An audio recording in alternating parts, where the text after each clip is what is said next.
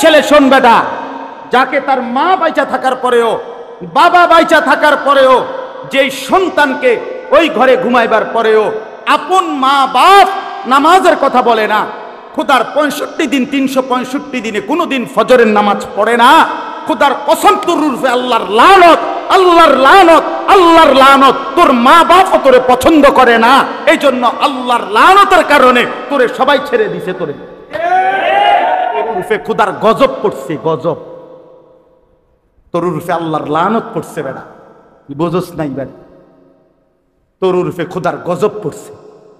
এই জন্য তোরে আর তোর মাও ডাকে না, তোর বাপেও ডাকে না, তোর বংশের কেউ তোরে আর নামাজের দিকে ডাকে না। আমি আমার বাচ্চাটাকেও ডাকি, আমি আমার বিবিকেও ডাকি, আমার 7 বছরের বাচ্চারও আমি ফজরের নামাজে তুইলা ওযু করাইয়া একসাথে বাপ ফুটে নামাজে পড়ি। চলেন আপনি আমার ছেলেরে জিজ্ঞাসা করেন, এটা মনে করছে রঙের গুড্ডি উড়াইতে আছে, কথা বুঝছেন না? আমার তো কেউ কিছু কয় না। আরে তোর রূপে খোদার গজব দেখে না তোরে কেউ ডাকেন। আল্লাহ থেকে যখন বান্দার থেকে যখন আল্লাহ পাক নজর সরায় ফেলে, তো পুরা মখলুকাত তারে অপছন্দ করে। হয়তো আল্লাহর নজর থেকে সরে গেছে, কথা বুঝছেন না? এই জন্য পুরা মখলুকাত থেকে সরে গেছে, কেউ তারে আর পছন্দ করে। ওহ, একদিনও নামাজ পড়ে না, কেউ কিছু বলে না। আপনি কি মনে করেন বেটা তার উপরে কেমন খোদার গজব পড়ছে? কেউ তারে কদ্দুর ডাকেও না, কেউ কদ্দুর জিঙ্গায়ও না, কিরে বেটা তুই যে এভাবে একটা মুসলমানের বাচ্চা যে এভাবে নষ্ট হয়ে যাইতেছ, ঘটনাটা কি তারে ফুট? আরে কিরে তোর আল্লাহ নাই, তোর কি খোদা নাই, তোর আখেরাত নাই, তোর মরণ নাই, কেউ তারে মনে করাই দেওয়ারও নাই। কোরআনের বরকতে হেদায়েত দেয়, এটা বাস্তবতা, সবসময়ের জন্য এটা কথা। জওয়ান বলেন, বুড়ো বলেন, কিশোর বলেন, তরুণ বলেন, পরিবর্তনের জন্য আন্তরিকতা লাগে, আল্লাহর কথার প্রতি দরদ লাগে। আমার অন্তরের মধ্যে যদি কোরআনের কোনো আজমতি না থাকে, শুনবার প্রতি কোনো আন্তরিকতাই না থাকে, ওই মানুষ বদলায় না, তার জিন্দিগি যেমন আছে এমনই থেকে যায়, ফালতুই থাকে আর বদলায়। এজন্য এটা গুরুত্বপূর্ণ। অনেক ছেলে পেলে আছে মনে করেন এই তাংফাংটাই মনে করে জিন্দিগি, এদের আসলে আকল দেমাগ কম, বোধ বুদ্ধি বিবেচনা বিবেক আকল দেমাগ কম, আবেগের উপরেই চলে, জোশের উপরে চলে, মনের চাহিদার উপরেই চলে। আমার মনে যা চাই তা, মন চাইলে ঘুমাইলাম, টাইম টেবিল নেই, মন চাইলে খাইলাম, মন চাইলে আড্ডা দিলাম।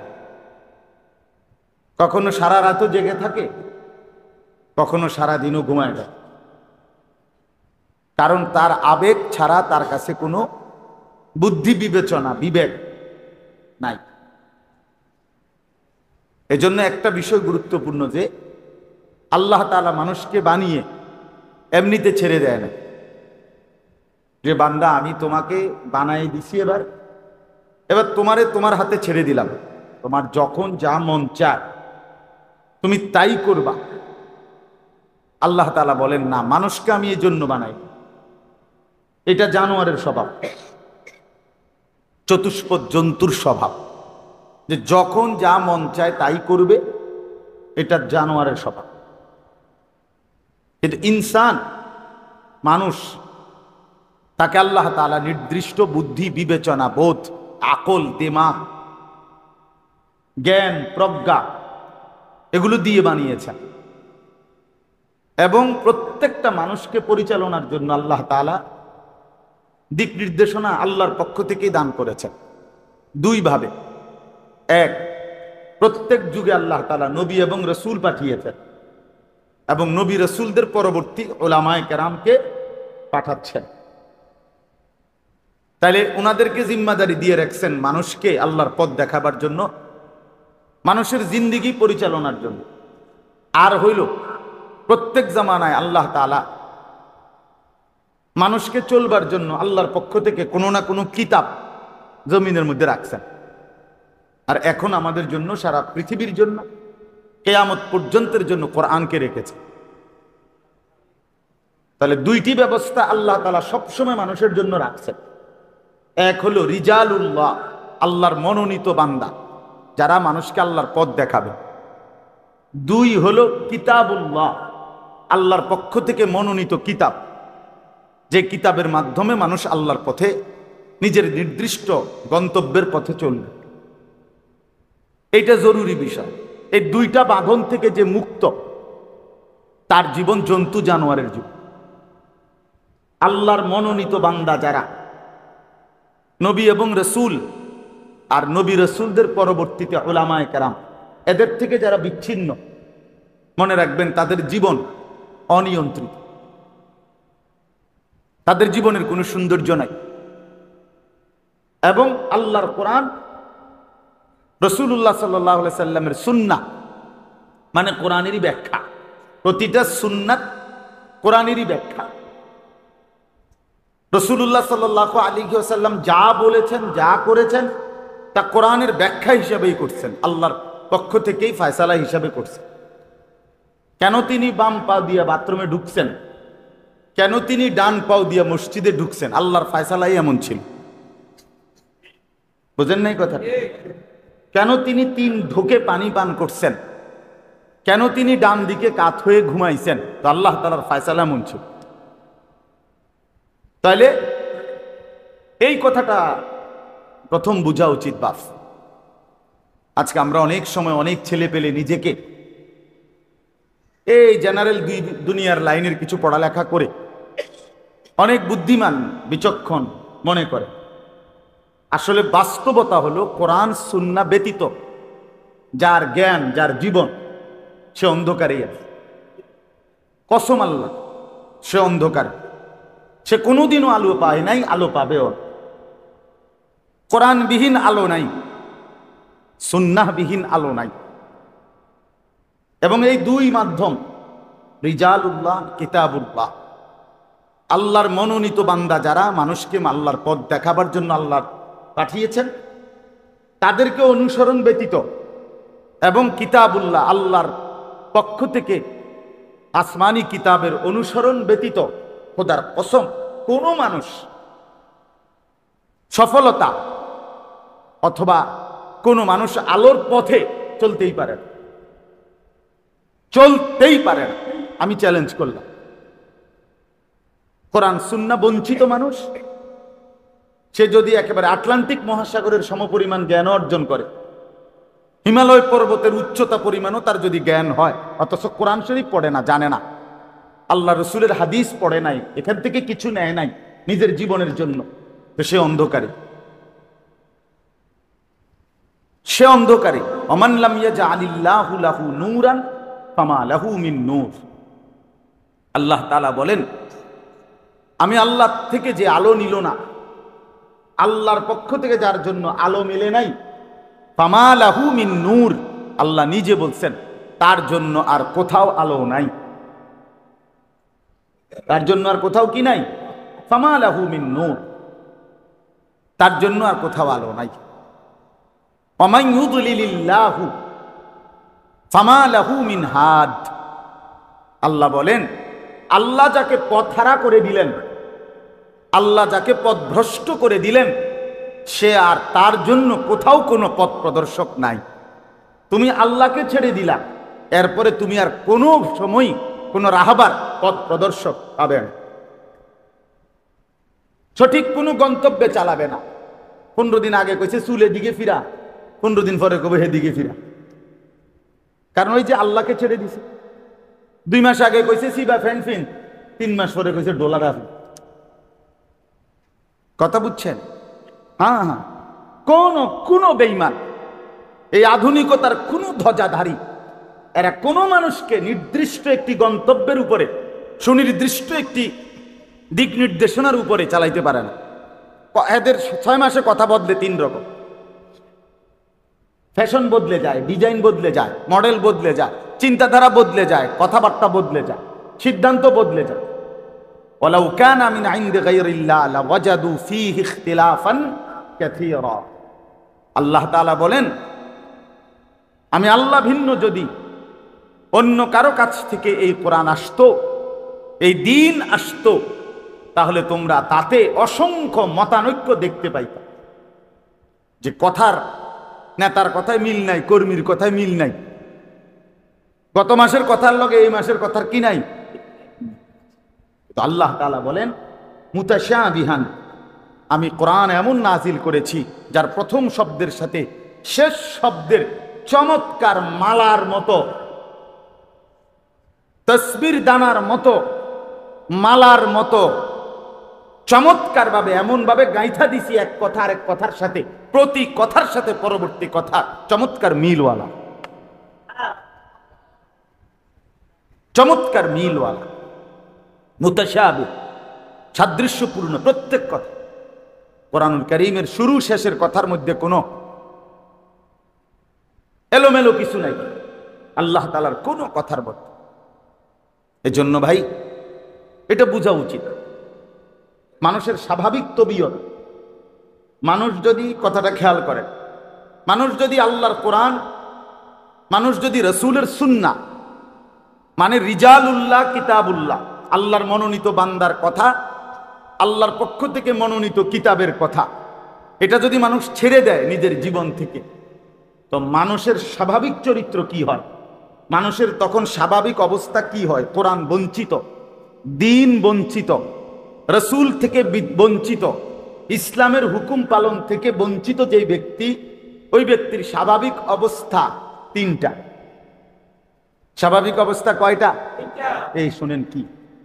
এক নম্বর, আল্লাহ তাআলা বলেন ইন্নাল ইনসানা খুলিকা হালুয়া।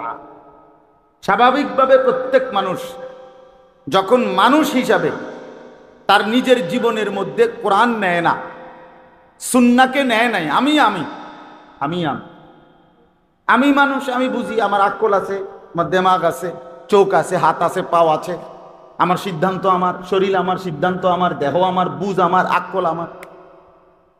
আজকে দেখবেন নওজোয়ান ছেলেদের হালাতে, সে কোনোভাবে তার মাথায় শয়তান এটা ঢুকাইছে যে কোনোভাবে কারো অধীনতা স্বীকার করবা না, তুমি স্বাধীন, তুমি মুক্ত, তোমার আব্বা তো তোর আব্বা, বেটা আব্বা মা 14 গোষ্ঠীর দিকে তাকাইবে না, তাইলে চলতে পারতা না পৃথিবীতে।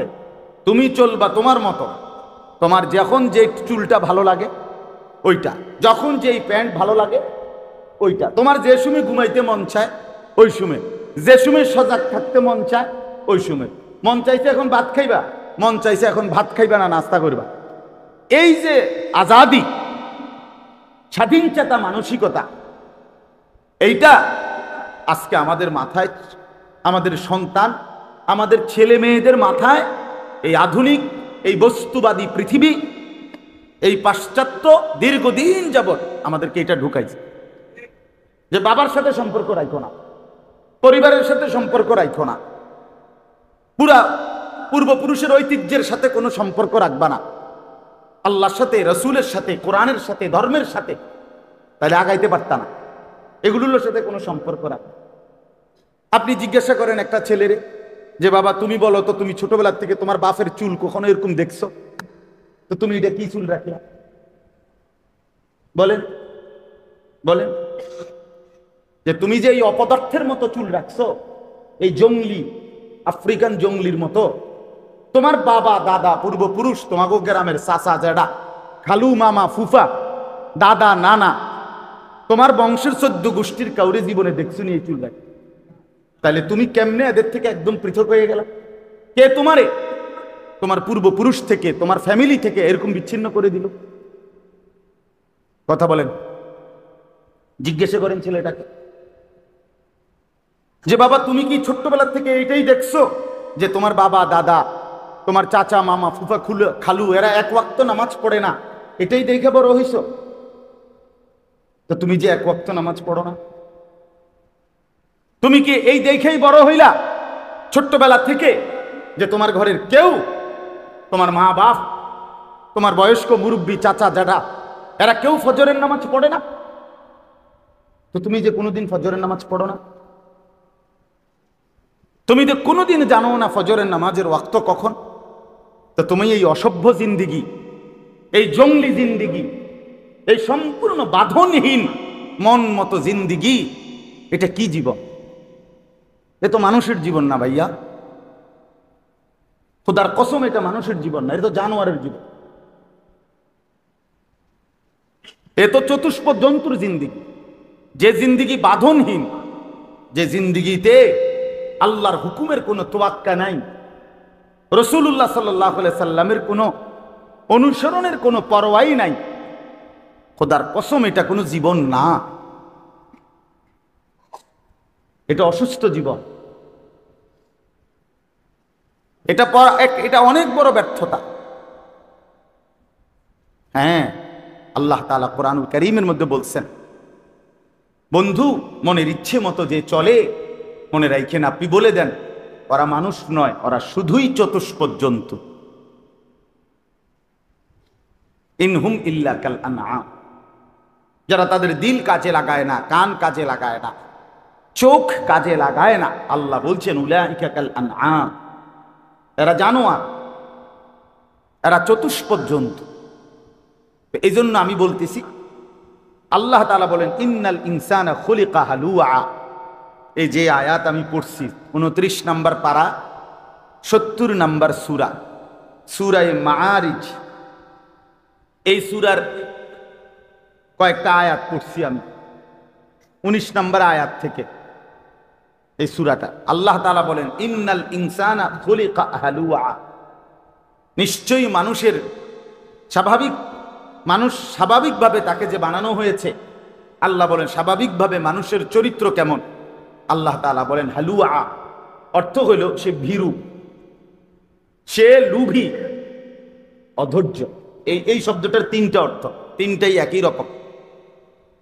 মানুষ স্বাভাবিকভাবে ভীরু, মানুষ স্বাভাবিকভাবে অধৈর্য, মানুষ স্বাভাবিকভাবে লুভী।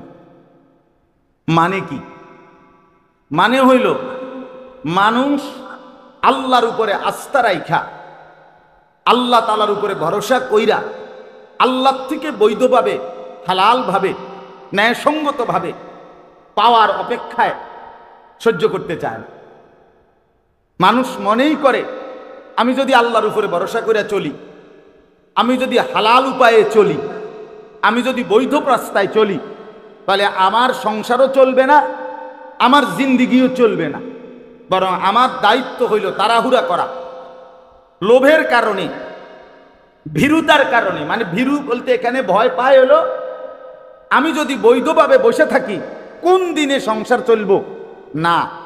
এই মানসিকতার কারণে আল্লাহ তাআলা বলেন অধৈর্য হওয়ার কারণে, ভীরু হওয়ার কারণে, লুভী হওয়ার কারণে মানুষ আল্লাহর উপরে ভরসা না করে নিজেই নিজের দায়িত্ব নিয়া হালাল হারাম, বৈধ অবৈধ, জায়েজ না জায়েজ সবকিছু কামড়াইয়া দুনিয়া সিরাবিরা খাইয়া লাইতেছে। কথা বুঝছেন না? এই তার হিসাব হইল এটা। আরে বেড়াই হুজুরের ইতান কথা লইয়া বইয়া থাকলে বুঝি সংসার চল। হ্যাঁ হ্যাঁ মিয়া, হুজুর মিয়া সবকিছুর মধ্যে মিয়া কোরআন কিতাব আইয়া লাগাই দেন, এমন বেয়াদব আছে না? কথা বলেন না কেন?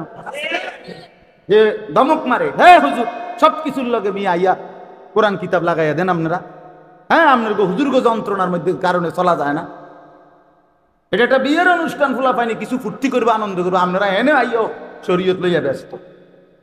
কত বড় গাদ্দার, কত বড় নাফরমান তুই বেটা।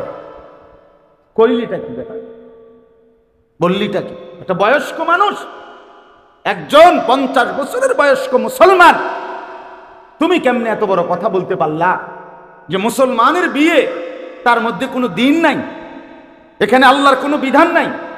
কথা বলেন না, কোনো বিধান নাই তো বিয়ে তো আল্লাহর হুকুম। ফানকিহু, আল্লাহ তাআলা বলছে তোমরা বিবাহ করো। নবীজি বলছে বিয়ে আমার সুন্নাত, আর নিকাহু মিন সুন্নতি। মানে একটা উদাহরণ দিলাম আর কি। তাহলে বিয়ে আল্লাহর হুকুম, বিয়ে নবীর সুন্নত। যেটা আল্লাহর হুকুম সেটা কি ইবাদত না? কথা বলেন, যেটা নবীর সুন্নত এটা কি ইবাদত না? তো তাহলে ইবাদত আল্লাহ এবং তার রসুলের পন্থায় হবে না আমাদের মন মতো হবে? তো তাহলে আমাদের বিয়ের অনুষ্ঠান আমাদের মন মতো হচ্ছে কেন? গায়ে হলুদ আল্লাহ এবং রসুলের কোন সুন্নাত? 70,000 টাকার গেট, একই হাইয়েসের মধ্যে বেড়া বেড়ি এক লোকে যাচ্ছে বয়নটা দেখি তা, একই প্যান্ডেলের ভিতরে বেটা বেটি একসাথে খায়, হাসি রসিকতা, পুরা বাড়ির মহিলাগুলো অসভ্য বেপর্দা বেহায়া নারী ছেড়ে দিছে মনে হয় যেন সবাই সবার ঘর থেকে, যে আজকে বিয়ে, আজকে কোনো শরীয়ত নাই, আজকে কোনো দিন নাই, আজকে কোনো আল্লাহর হুকুমের কোনো তোয়াক্কা নাই, যার যেভাবে মন চায় ছবি উঠাও, ভিডিও করো, বেড়া বেড়ি ফুলা মাইয়া মেয়েরে জেনে সাজায়, সেখানে ছেলে গিয়ে ভিডিও করতেছে, ছবি উঠতেছে, হাসি রসিকতা ঠাট্টা মস্কারি, শালা দুলাভাই শালি দুলাভাই, বাহ তামাশা। আর ওই বুড়া মিয়া, ওই ছেলের বাবা মেয়ের বাবা, এই এরা এরা ফিকির শুধু দৌড়াইতে আছে, বাতিনি কোনো শর্ট খায়, গোস্তনি কোনো টান খায়, দইনি কোনো কষ্ট হইয়া যায়, সালাতনি না হয়ে শেষ হইয়া যায়। কারণ যেই পরিমাণ নাফরমান আল্লাহর নাফরমানি করতেছে, ভাত তো বেশি লাগবে, ভাত তো বেশি লাগবে। এই জন্য ওই লোকের ফিকির হইল বাত লইয়া, আর এখানে চলতেছে বদ্দিন। হায় রে মুসলমান, হায় রে মুসলমান। এই জন্য আল্লাহ তাআলা বলেন, মানুষগুলো যদি স্বাভাবিকভাবে ছেড়ে দেয় তো তার স্বাভাবিক চরিত্র হইল ভীরু, লোভী, অধৈর্য, আল্লাহর উপরে ভরসা রাখতে চায় না, আল্লাহর উপরে নির্ভর হতে চায় না, নির্ভর হতে চায়।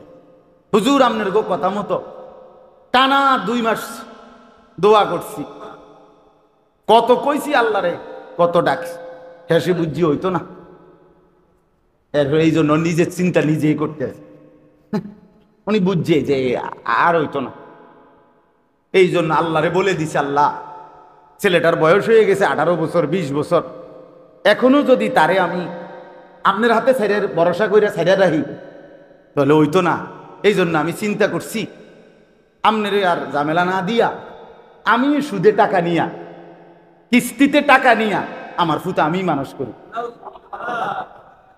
কথা বুঝছেন না? হে আল্লাহরে এটা বলে নাই? আরে এই লোক কি আল্লাহকে এটাই তো বলছে যে আপনি কোনো পারতেন না, আপনার তো ঝামেলা শেষ নাই, আমি আমার ফুতের বিষয়টা দেখি। নাইলে আপনি কেমনে হারামের টাকা নিলেন বলেন? আপনি কিভাবে নিলেন? হারাম দিয়ে সন্তান মানুষ করে কেমনে? পায়খানা দিয়া মানুষের পবিত্র করে কেমনে? পেশাব দিয়া মানুষের গাও ধোয় কেমনে? কথা বলেন না কেন? কারো গায়ে যদি পেশাবের বালতি ঢালিয়া দেয় তো তার গা তো শরীর তো পরিষ্কার হয়ে যাবে না? পায়খানা ঢালিয়া দিলে তার শরীর তো পরিষ্কার হয়ে যাবে না? তো হারামের টাকা দিয়ে, সুদের টাকা দিয়া, কিস্তির টাকা দিয়া, ঘুষের টাকা দিয়া, ওজনে কম দিয়ে মিথ্যা বলে বাটপারি সিটারি করে কামাই করা, আরে মুসলমান সন্তান মানুষ হবে কেমনে? ফ্যামিলি মানুষ হবে কেমনে? এত বড় ধোঁকা যে তোমারে দিয়েছে তার নাম শয়তান ছাড়া আর কিচ্ছু হইতে পারে না।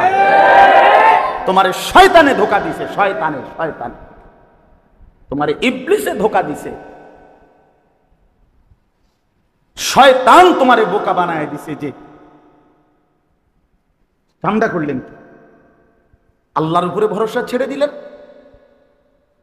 মোমেন তো প্রত্যাশা মতো আসুক বা না আসুক, আমার জীবনের যা চাহিদা আমি এটা পাই বা না পাই, আমার প্রত্যাশা মতো যা চাওয়া পাওয়া আমি এটা পাই কিংবা না পাই, উভয় অবস্থাতেই আমাকে ভরসা করতে হবে কার উপরে? আমি তো আমার আল্লাহ থেকে ছুটতে পারবো। 18 বছর যদি রোগে ফেলাইয়া রাখছে তো আইয়ুব আলাইহিস সালাম আল্লাহকে ডাকছে। 70 বছর আগে সুখে ছিল তবু আল্লাহকে ডাকছে, সমান তালে ডাকছে। আইয়ুব আলাইহিস সালাম আমরা কিতাবে পড়ছি, আল্লাহকে জিজ্ঞেস করছিলেন, রব্বুল আলামিন আপনি আমারে এই 12 বছর কিংবা 18 বছর রোগে যে ফেলে রাখলেন, আপনি এমনি কি লাভ হয়েছে? আপনার কত কইলে বালা ছিল। আইয়ুব নবী আল্লাহকে জিজ্ঞেস করছিল সুস্থ হওয়ার পর। আমি আরবি কিতাবে পড়ছি এটা, তো আল্লাহ তাআলা বললেন, আইয়ুব 70 বছর তুমি আমারে সুস্থ অবস্থায় ছিলা যখন আমারে খুব ডাকছো, আমি তোমার উপরে নারাজ না, তুমি আমার বন্দিগি আমার জিকির সবই ঠিক মতোই করছো, আমি নারাজ হয়ে তোমারে শাস্তি দেই নাই, বরং 12 বছর কিংবা 18 বছর তোমার যে রোগে ফেলে রাখলাম এই সময়ও তুমি আমারে সমান তালে ডাকছো, আমার বন্দিগি ছাড়ো নাই। তবে মজার বিষয় হলো আইয়ুব, আমি আল্লাহ আমার জাতের কসম করে বলি, 70 বছর সুখের সময় তুমি যে আমারে ডাকছো, তার চাইতে 12 বছর কিংবা 18 বছর দুঃখ মুসিবত আর রোগের মুহূর্তে যে তুমি আমারে ডাকছো, আমি আল্লাহর কাছে এই ডাক বেশি মজা লাগছে। বেদনা ভরা ডাক, আঁসু ভরা ডাক, চোখের পানি ঝরানো ডাক আমার কাছে বড় মায়া লাগতো, বড় বেশি ভাল লাগতো। রোগে শোকে পড়ে তুমি যখন আমারে ডাকতা, তখন আমি আল্লাহ তাআলা খুব মজা পাই।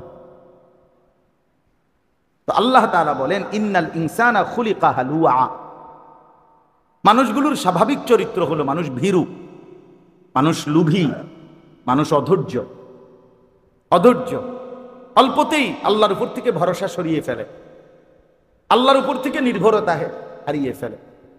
হাদিসের মধ্যে আছে, আল্লাহর নবী সাল্লাল্লাহু আলাইহি সাল্লাম বলেন, ওয়াল্লাহি লা ইয়াহমিলান্নাকুম ইসতিবতাউর রিজক ফি মাআসিল্লাহ। নবীজি বলেন, শোনো বান্দা উম্মত, আল্লাহর কসম করে বলি, তোমাদের উপরে আল্লাহর দেওয়া রিজিক, আল্লাহর পক্ষ থেকে যা কিছু বৈধ হালাল বরাদ্দ, ওইটা দেরিতে আসতেছে বলে, দেরি হচ্ছে বলে তোমরা আল্লাহর নাফরমানি গুনাহে লিপ্ত হয়ে যেও না, লিপ্ত হয়ে যেও। কেন? নবীজি বলেন, ফাইন্নাহু লান ইয়ামুতা নাফসান হাত্তা তাস্তাকমিলা রিজকাহা। কেন? শোনো, নিশ্চয়ই কোনো মানুষ, কোনো আত্মা মরবে না তার জন্য বরাদ্দকৃত রিজিক পূর্ণ না করে। তার জন্য বরাদ্দকৃত রিজিক আসবেই, কোনো সন্দেহ নেই, কোনো সন্দেহ নেই। এই জন্য আল্লাহ তাআলা বলেন, মানুষের স্বাভাবিক চরিত্র হইল মানুষ ভীরু, মানুষ লোভী, মানুষ অধৈর্য। এবার আল্লাহ বলেন কেমন মানুষ?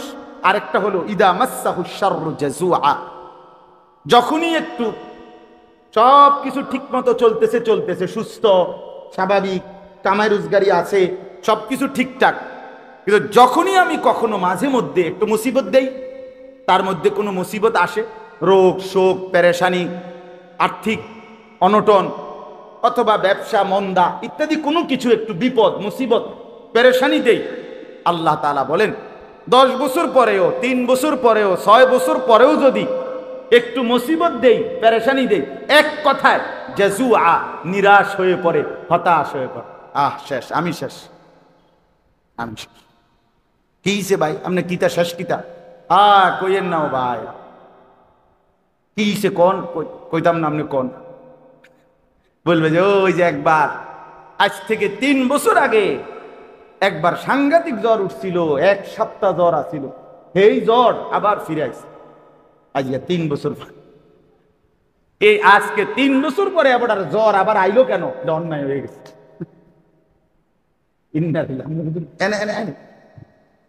এখানে আসে না, এনে বই আরাম, আমি তো দেখি নাই আপনাকে, এনে আসে নাকি চেয়ার দিবনি আলাদা? তো কি বললো? অর্থাৎ ও 3 বছর পরে, আজকে 3টা বছর সুস্থ, কিন্তু আজকে 3 বছর পরে একটু জ্বর হইছে, একদম হাত পাও ছেড়ে দিছে, হতাশ, হতাশ। আজকে 6 বছর ব্যবসা সুন্দর চলতেছে, 6 বছর পরে আজকে 6 মাস বা 2 মাস হয়তো বেচা কেনা একটু কি হয়ে গেছে, কম হয়ে গেছে, আগের মতো হচ্ছে না। কেমন আছেন? নাই হুজুর, কইেন না, আগের এই ব্যবসা ওনার নাই, আগের ব্যবসা নাই। কোনটা নাই? মানে হতাশ, এই 6 দিনে হতাশ। অর্থাৎ আল্লাহ তাআলা বলেন, বান্দাকে আমি রাখি তো সুখে অনেক দিন, সামান্য যদি কখনো একটু ব্যথা, একটু দুর্দশা, একটু মুসিবত পেরেশানি দেই, তো কি হয়ে পড়ে? হতাশ হয়, হতাশ হয়, হতাশ। আপনারা, আমি আমার জন্য কল্পনা করি, আপনি আপনার জন্য কল্পনা করেন। বলেন আমাদের এই পর্যন্ত জীবনে প্রত্যেকের যে যে বয়সে আছি ভাইয়া, মাথা ব্যথা হইছে যতবার, মাথা সুস্থ স্বাভাবিক ছিল তার চাইতে বেশি না কম? এই হায়াতে পেটের ব্যথা হইছে, পেটে অসুখ হইছে যতবার, পেট সুস্থ স্বাভাবিক আছে তার চাইতে বেশি না কম? তাই আমার জীবনের দুঃখ কয়টা? আমাদের জীবনের পেরেশানি কতক্ষণ? আমরা তো সুখেই আছি বেশি, আমরা তো সুস্থই আছিলাম বেশি, আমরা তো স্বাভাবিকই আছি বেশি। কিন্তু এরপরেও আল্লাহ বলেন, বান্দা যখন আমি আল্লাহর বাঁধন থেকে মুক্ত হয়ে যায়, আমার রসুলের সুন্নাহ থেকে বঞ্চিত হয়, আল্লাহর ইবাদত বন্দিগি থেকে বিশ্বাস করেন, এটা জরুরি মনে রাখেন। মানুষ যখন আল্লাহর ইবাদত, আল্লাহর বন্দিগি, আল্লাহর দিন মানা থেকে যখন আলগা থাকে, তখন মানুষের অবস্থা বাস্তবিকই এটা হয় যে সে তখন দুনিয়াটা ছিঁড়াবিরা কামড়াইয়া নিতে চায়, সে দেরি সহ্য করে না, অধৈর্য হইয়া থাকে। কারণ এত হুজুর এত কথা ধরলে হইতো না, এত এ সমস্ত হালাল পন্থায় চললে হবে না, এখন দরকার আমার, এখন তাড়াতাড়ি দরকার। আর যখনই প্রত্যাশা মতো একটু হোঁচট খায়, হতাশ হয়ে পড়ে। আর আল্লাহ বলেন, ওয়া ইদা মাসসাহুল খায়রু মানুআ, তৃতীয় স্বভাব, যখন তার অবস্থা ভালো থাকে, সচ্ছলতা থাকে, প্রত্যাশা মতো সবকিছু হয়, মানুআ, তখন আমি আল্লাহর হক আদায় করতে কৃপণতা করি। আছে যাকাত দিতে বলবেন, মাতেরা আছে, হজ করতে বলবেন, আছে আল্লাহর হক আদায় করতে বলবেন, সুস্থ স্বাভাবিক নামাজ পড়তে বলবেন না, বন্দেগী করতে বলবেন না। আল্লাহ বলেন, যখন সচ্ছল রাখি, সুস্থ রাখি, কল্যাণে রাখি, স্বাভাবিক রাখি, মানুআ, তখন আমার হক আদায় করতে নিষেধ করে। সময় নাই, সময় নাই, নামাজের এখন আর টাইম নেই, চা বেচতে বেচতে নামাজের সময় নাই। হার এদের বুড়া রে, অটো চালায় বেটা, তে বেটারও সময় নেই, বন বেছে, বুট বেছে, বাদাম বেছে, চটপুটি বেছে। হাই মুসলমান, এই নাফরমানো দিনের পর দিন একটা সেজদা দেয় না, একটা ওয়াক্ত নামাজ পড়ে। কারণ ওই যে সুখে আছে, যে কথা বোঝেন নাই কথাটা, রোগ নাই, যে কোনো পেরেশানি নাই, এই কারণে ওয়াইদা মাসসাহুল খায়রু মানুআ, এই যে ছেলেরা দেখেন সুস্থ স্বাভাবিক, মাথার চুল থেকে পায়ের নখ পর্যন্ত সবকিছু ঠিক আছে, হাত পাও শরীর অঙ্গ প্রত্যঙ্গ একদম সুস্থ, মানুষের যৌবন, মানুষের কুওয়াত। কোরআনে আল্লাহ বলছে যৌবন কালটাকে বলা হয়েছে কুওয়াতান, শক্তি। শক্তি মানেই যৌবন, যৌবন মানেই শক্তি। শিশুকাল এ তো দুর্বল, বৃদ্ধকাল এটাও দুর্বল, মাঝখানে শক্তির কাল কোনটা? যৌবন কাল। তো শক্তিটা তো আল্লাহ বলেন আমি দিছি, সুম্মা জাআলা মিন বাদি দুফিন কুওয়া, আমি আল্লাহ দুর্বল বাচ্চাকে আমি রব্বুল আলামিন শক্তি সঞ্চার করেছি, আমি যুবক বানিয়েছি, আমি কিশোর তরুণ বানিয়েছি। তাহলে যেই আল্লাহ আমাদের এই মুহূর্তে মাথার চুল থেকে পায়ের নখ পর্যন্ত সুস্থ স্বাভাবিক সবল বানাইলেন, সেই মালিককে সেজদা না করা কেমন বিষয় এটা বলে? ছেলেগুলো দেখবেন স্বাভাবিক মানুষ, সুস্থ মানুষ, দিনের পর দিন একটা মোবাইল টিপতে টিপতে, বন্ধুদের আড্ডা দিতে দিতে, এক নারীর কল্পনা করতে করতে, এই শাহওয়াতের রুগী, এই অবৈধ কামনা বাসনার রুগী, লজ্জাস্থানের চাহিদা, তার লজ্জাস্থানের যে যৌন চাহিদা, এই যৌন চাহিদার কারণে আল্লাহ ভুলে গেছে, আখেরাত ভুলে গেছে, নামাজ ভুলে গেছে, দুনিয়া ভুলে গেছে, বংশের ইজ্জত ভুলে গেছে, মা বাবা দেশ সমাজ জাতি সকলের সম্মানকে কোরবানি করে দিয়া, জবাই করে দিয়া, এই জানোয়ারের মতো শুধু নারীর পিছনে আর ছবির পিছনে আর উলঙ্গ দৃশ্যের পিছনেই ছুটছে তো ছুটছে। হায় মুসলমানের বাচ্চা, এরপরে গন্তব্য গিয়ে থামবে কোথায়? কত নারী দেখলে শখ মিটবে? কত ঘন্টা মোবাইলে উলঙ্গ ছবি দেখলে তৃপ্তি হবে? থামবে কোথায়? কতদিন পরে থামবে বলে? আমি সব সময় বলি, লোনা জলে তৃষ্ণা মেটে না, তৃষ্ণা মেটে না। যে পানি লবণাক্ত, সমুদ্রের পানি, এটা পান করলে তৃষ্ণা মেটে না, লোনা পানিতে তৃষ্ণা মেটে না। ঠিক তেমনি ভাবে খোদার কসম, কোনো গুনাহ তৃপ্তি দেয় না। গুনাহ কি দেয় না? তৃপ্তি দেয়। এক সাগর মদ খাইলো ওই মদখোর তৃপ্ত হয় না।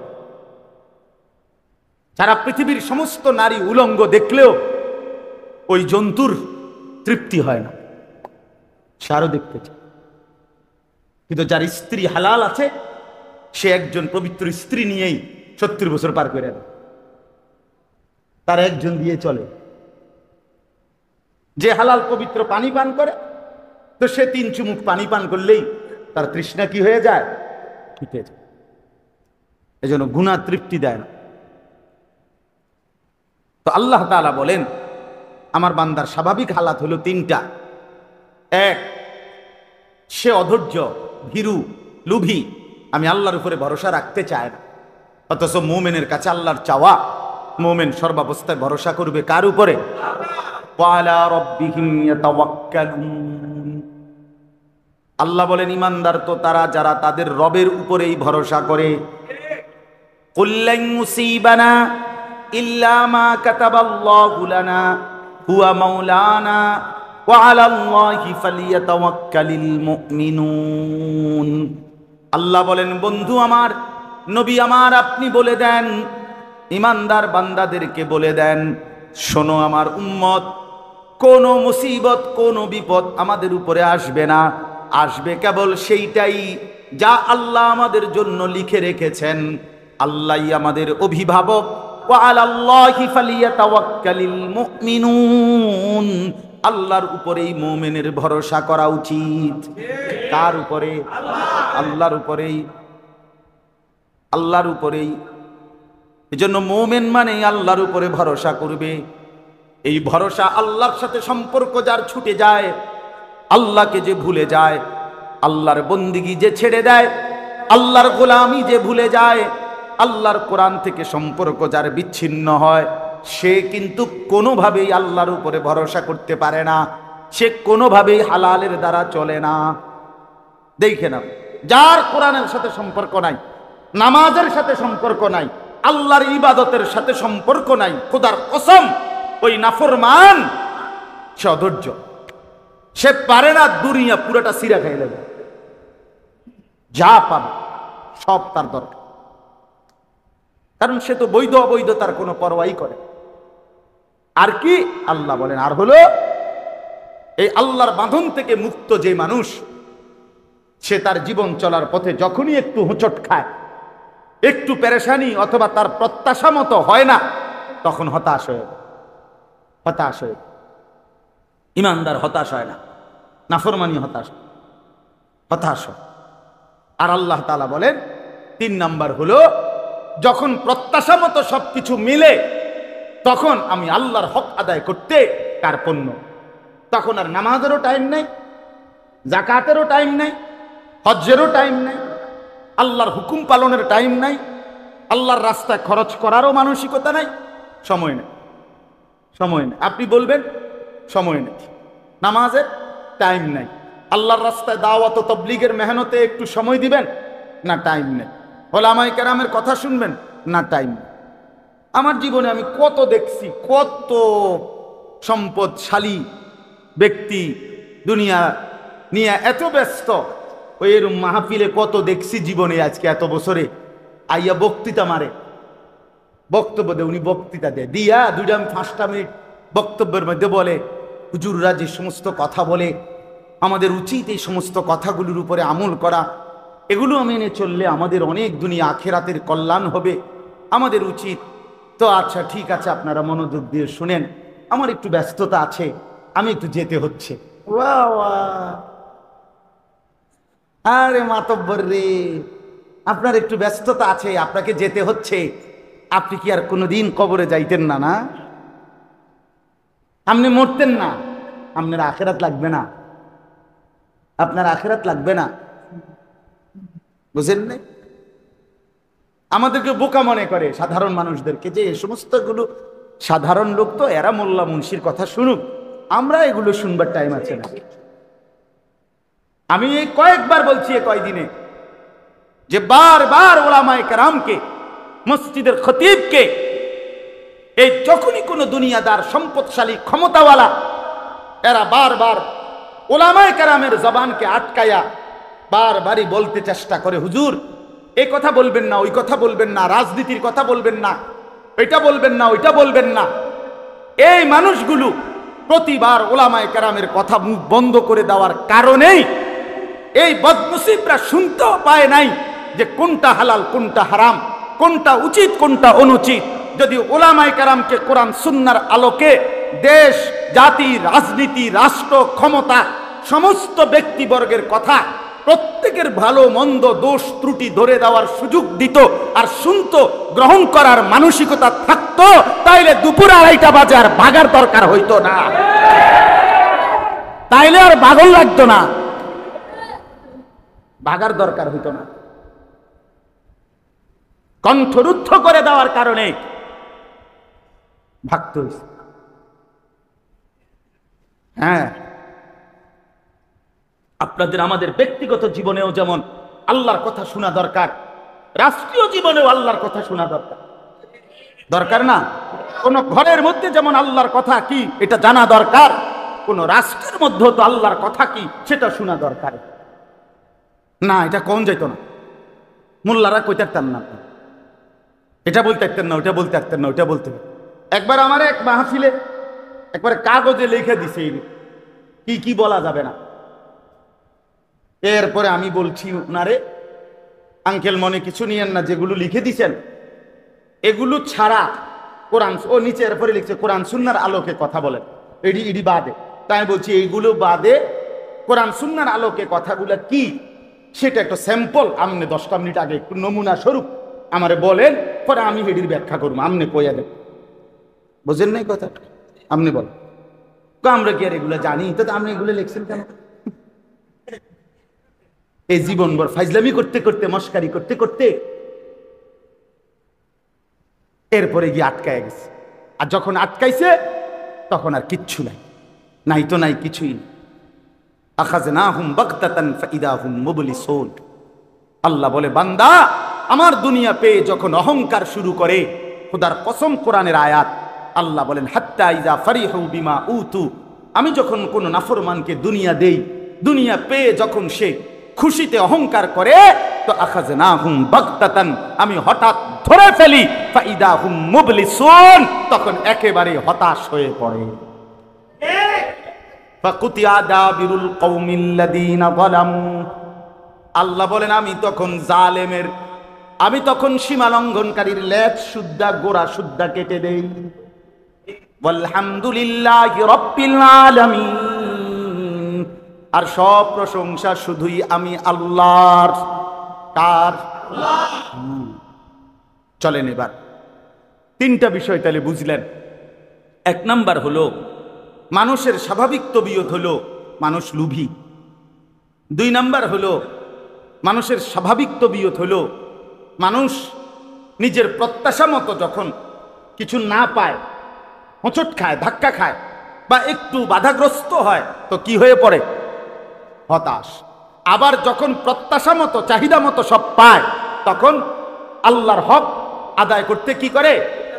কৃপণতা করে, ভুলে যায়। তো আল্লাহ তাআলা বলে এই মন্দ অভ্যাস থেকে বাঁচবে কারা? এই 3টা দোষ না, এটা কথা বলেন না কেন? সবসময় বুঝি আমার চাহিদা মতো সবকিছু পূর্ণ হইতে হবে, আল্লাহ পাক এটা দিতে বাধ্য। আমি আজকে কমু বা বিরিয়ানি, আজ বিরিয়ানি হইতে হইব, আজকে কমু খিচুড়ি খিচুড়ি হইতে হইব নাকি? তা হ্যাঁ, বুঝেন না? তাইলে আল্লাহ তাআলা বলেন এই যে মন্দ অভ্যাস, যে ভীরু, অথবা প্রত্যাশা মতো না পাইলে হতাশ, অথবা চাহিদা মতো পাইলে আল্লাহর হুকুম পালনে কার্পণ্য, এই মন্দ অভ্যাস থেকে বাঁচবে কারা? বেঁচে থাকে কারা? আল্লাহ বলেন ইল্লাল মুসাল্লিন, পাক্কা নামাজি যারা। সুবহানাল্লাহ। আল্লাহ বলেন এই 3টি মন্দ অভ্যাস থেকে বেঁচে থাকতে পারবে তারা যারা পাক্কা নামাজি। ইল্লাল মুসাল্লিন, আল্লাহর উপরে ভরসা হারিয়ে ভীরুতা কাপুরুষতা অথবা লুভির জিন্দিগি থেকে মুক্ত থাকবে তারা পাক্কা নামাজি যারা। প্রত্যাশা মতো যা পায় নাই, হতাশ হয়ে না হয়ে আল্লাহর উপরেই ভরসা ধরে রাখা, এই রকম বন্দিগি, এরকম জিন্দিগি হবে তাদের পাক্কা নামাজি যারা। আবার সব সময় যখন যা আল্লাহর ইচ্ছায় মিলে তাতে আল্লাহর হক, আল্লাহর প্রাপ্য আদায় করবে তারা পাক্কা নামাজি যারা। কথা বুঝছেন? তাহলে নামাজি বান্দা যে, পূর্ণ নামাজি যে, সে উভয় অবস্থাতেই বুঝে যে আমাকে আমার চাহিদা মতো যদি মিলে তাইলেও আমার আল্লাহ, আমার চাহিদা মতো যদি নাও মিলে তাও আমার আল্লাহ। আমি আমার আল্লাহর উপর থেকে ভরসা হারিয়ে, নির্ভরতা হারিয়ে আমি দুনিয়া নিজের দায়িত্বে নিয়ে নিজের সংসার, পরিবার, ঘর, ফ্যামিলি, ছেলে মেয়ে, দেশ, কোনো কিছুতেই আমি আমার সমাধান করতে পারবো না। পারবো। ওয়া ইয়াকা নাস্তাঈন, আল্লাহ বান্দাকে শিখাইছে, বান্দা 5 ওয়াক্ত বলবা যে আল্লাহ আপনার কাছেই সাহায্য প্রার্থনা করি। তার কাছে এই নামাজির মধ্যে এই সিফাত আসে। নামাজির মধ্যে 20 বছর ধরে আমার সন্তান হয় না, তো এরপরেও কি আল্লাহর উপর থেকে ভরসা ছেড়ে দেওয়ার কোনো সুযোগ আছে? তাহলে এটা মুমিন বুঝে, ইমানদার এটা বুঝে যে আমি যদি কোনোদিনও অভাব আমার দূর নাও হয় তারপরও আমি আল্লাহকে ছাড়বো না। আবার আমি যদি সুখেও থাকি তাইলেও আমি আল্লাহকে কি করব না। নবী সাল্লাল্লাহু আলাইহি ওয়াসাল্লামের হাদিসের মধ্যে আছে, নবীজি আল্লাহর কাছে দোয়া করতেন, আল্লাহ আমি এমন একটা জিন্দেগি চাই, এক বেলা পেট ভরে খাবো, আপনার শুকর আদায় করব, আরেক বেলা উপাস থাকবো, আপনার জন্য ধৈর্য ধরব, আপনার জন্য সবর করব। কারণ হইল শুকর করলেও জান্নাত, সবর করলেও জান্নাত। বান্দা যদি পেয়ে শুকর করে তাইলে কি জান্নাত, বান্দা যদি না পেয়ে সবর করে তাইলেও কি জান্নাত। আল্লাহর থেকে তো ছেড়ে দেওয়ার সুযোগ নেই, আল্লাহর কাছ থেকে নিজেকে মুক্ত রাখার তো সুরত নাই ভাইয়া। আমার বাপ, এই যে কয়জন মুসল্লি আমরা আজকে বসলাম, যে কয়জন নওজোয়ান ভাই বসলা ভাইয়া, এইখান থেকে স্পষ্ট হইল মানবীয় বদভ্যাস, মানুষের সৃষ্টিগত যে মন্দ অভ্যাস, এখান থেকে যদি কেউ মুক্তি পেতে চায়, খোদার কসম আল্লাহ বলছে তাকে নামাজি হইতে হবে, নামাজি হইতে হবে, নামাজি হইতে হবে। আল্লাযীনা হুম আলা সালাতিহিম দাঈমুন, আল্লাহ বলে শুধু নামাজি না, বরং দায়েম নামাজি, অর্থাৎ সদা সর্বদা যারা তাদের পুরা জিন্দেগি নামাজের উপরে চালু রাখে, দায়েম রাখে, সর্বদা চালু রাখে, এমন প্রিয় বান্দাই বিপদেও হতাশ হয় না, সুখেও আল্লাহকে বলে না। কথা বুঝছেন না? সর্বদা নামাজ। তাহলে নামাজি হইতে হবে কখন? সর্বদা। বলেন না কখন? কখন? সর্বদা। মানে প্রত্যেক শুক্রবার, প্রত্যেক শুক্রবার একটা 25-এ মসজিদে ঢুকবে, একটা 38-এ মসজিদে বাইরে, 2 রাকাত নামাজ, 2 রাকাত নামাজ পড়ার মধ্যেও গরিব দিকে চাইছে 18 বার। আর দরজার ওইখান থেকে পিছনে বাহিরে, মসজিদের বাইরে ইবলিস শয়তান তারে শিক্ষা ডাকতেছে, আরে তোর মতো বেটা হচ্ছে এতক্ষণ মসজিদে বইয়ে থাইল না, তাড়াতাড়ি বাইরো বেটা, তাড়াতাড়ি বাইরো বেটা। ইমাম সাহেব সালামটা ফিরাইতে দেরি জুমার নামাজে, পরে এমন কিরমি কামড় দেয়, বুঝেন না কথা, ফেটটা সাথে সাথে ইবলিসের ডাকে মসজিদ থেকে বাইরে। নাই তো 4 রাকাত সুন্নতে মুআক্কাদা, ইমাম সাহেবের প্রথম কাতারের বয়স্ক মুসল্লি, তারা যে বছরের পর বছর পড়ে, তারা বেকুব দেখে পড়ে না। কথা বলেন না কেন? জুমার নামাজের 2 রাকাত ফরজের পরে যে আরো 4 রাকাত সুন্নত পড়ে, এই হুজুর এবং এই যারা পড়ে নিয়মিত, এরা বেওকুফ না? আর আমনে সালাক, আমনে সালাক, এটা হুজুরের আব্বা সম্পত্তি, হুজুরের বাড়ির থেকে আনছে দেখে এটা পড়ে। যদি কোরআন সুন্নাহর মধ্যে না থাকতো, রাসূলুল্লাহ সাল্লাল্লাহু আলাইহি সাল্লামের আমল যদি না থাকতো, তাইলে কি এটা হতো? এটা উলামায়ে কেরাম পড়তো? তাইলে এই জন্য সর্বদা নামাজ মানে কি? শুধু জুমা? কথা বলেন না কেন? শুধু জুমা? কয় ওয়াক্ত?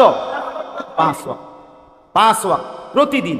হাকিমুল উম্মত মুজাদ্দিদুল মিল্লাত হযরত মাওলানা শাহ আশরাফ আলী থানভী রাহমাতুল্লাহি আলাইহি বলছেন, সুবহানাল্লাহ, দারুণ কথা বলছেন হযরত থানভী রাহমাতুল্লাহ বলছেন, কোন ব্যক্তি একটি নেক আমল করার পর যদি পুনরায় সেই নেক আমল আবার করতে পারে, তাহলেই প্রমাণ হয় পূর্বের নেক আমলটি কবুল হয়েছে।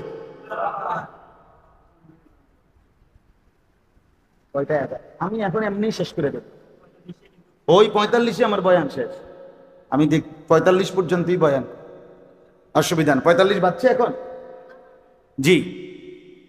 তো এরপরে আপনি বুঝেন যে হাকিমুল উম্মত থানভী রাহমাতুল্লাহ আলাইহি বলেন,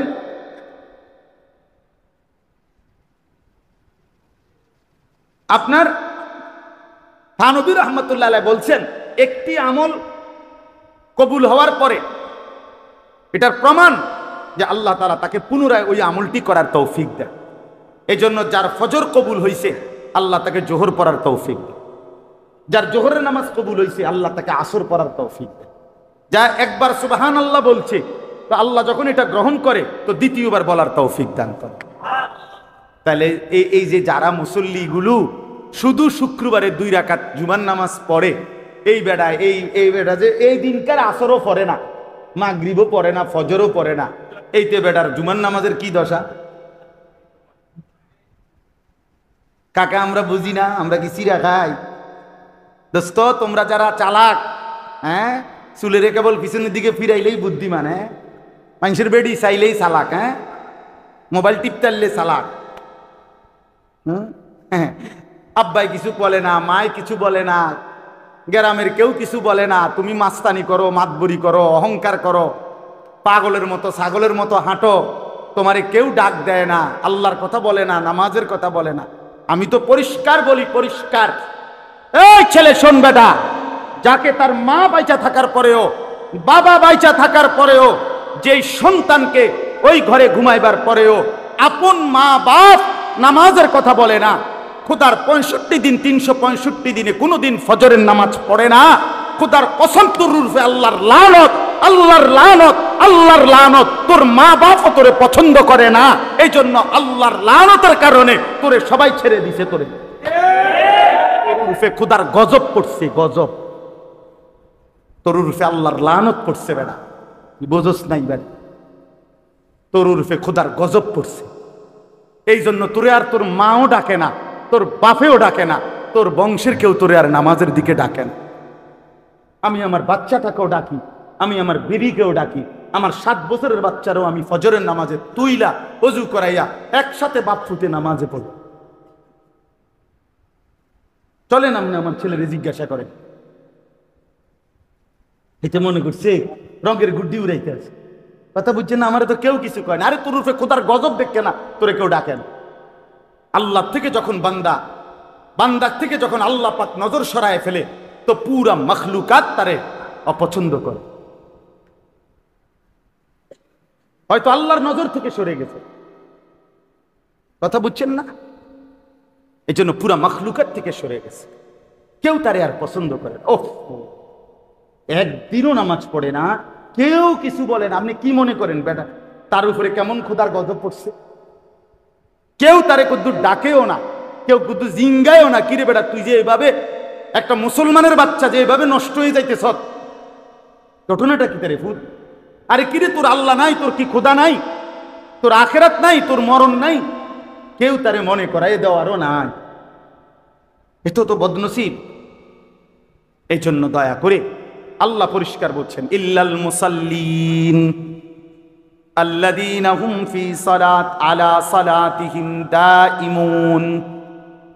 আল্লাহ বলেন যারা দায়েম সদা সর্বদা নামাজ আদায় করে, আমার সেই বান্দাগুলো যাবতীয় মানবীয় দোষ ত্রুটি থেকে মুক্ত থাকে।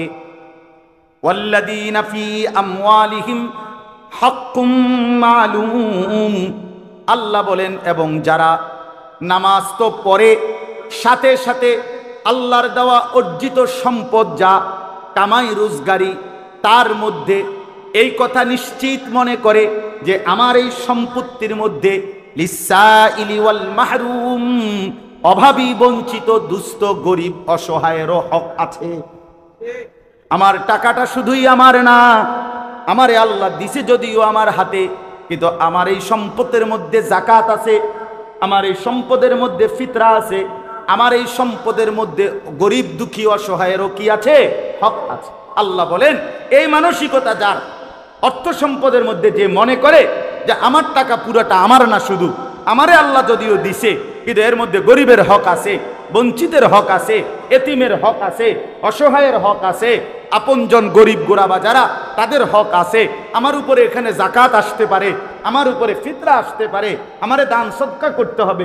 এই মানসিকতা যাদের মধ্যে আছে, অর্থ সম্পদের ব্যাপারে আল্লাহ বলেন তারা এই উপরুক্ত মন্দ অভ্যাস থেকে মুক্ত।